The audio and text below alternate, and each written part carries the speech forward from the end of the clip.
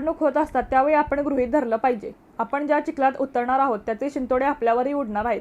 राजकारण हे वाईट नाही, पण राजकारणात असणारे खेळाडू वाईट पद्धतीने खेळतात। राजकारण वाईट झाले आहे। विरोधकांनी सांगितलं आहे की प्रचाराची पातळी खाली नेऊ नका, मात्र सुरुवात त्यांनीच केली आहे। छत्रपतींच्या विरोधात एक सामान्य माणूस उभा राहतोय ही देखील पहिली वेळ नाही।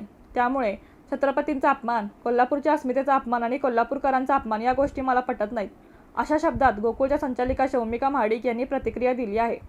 हा खेळ आहे, राजकारण आहे। तुम्ही उमेदवार आहात, आम्हीही उमेदवार आहोत। तुमच्याकडे चेहरा नाही म्हणून महाराजांना तुम्ही गळ घातली। महाराज मला आदरणीय आहेत, मी त्यांच्या घरचे आहे, पण त्यांचा वापर करणाऱ्यांच्यावर विश्वास नाही। त्यांची ढाल करून लढणाऱ्यांवर त्यावर माझा आक्षेप आहे।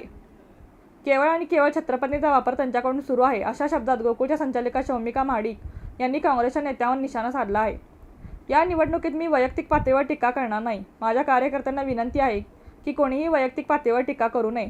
विरोधकांना एक सल्ला आहे, जर ही निवडणूक महाडिक विरुद्ध पाटील करत असतील तर मी गप्प बसणार नाही, माझे कार्यकर्तेही गप्प बसणार नाहीत, त्या शब्दात शौमिका महाडिक यांनी इशारा दिला आहे। रणनीती न्यूज चॅनेलला आजच सबस्क्राइब करा आणि रहा अपडेट।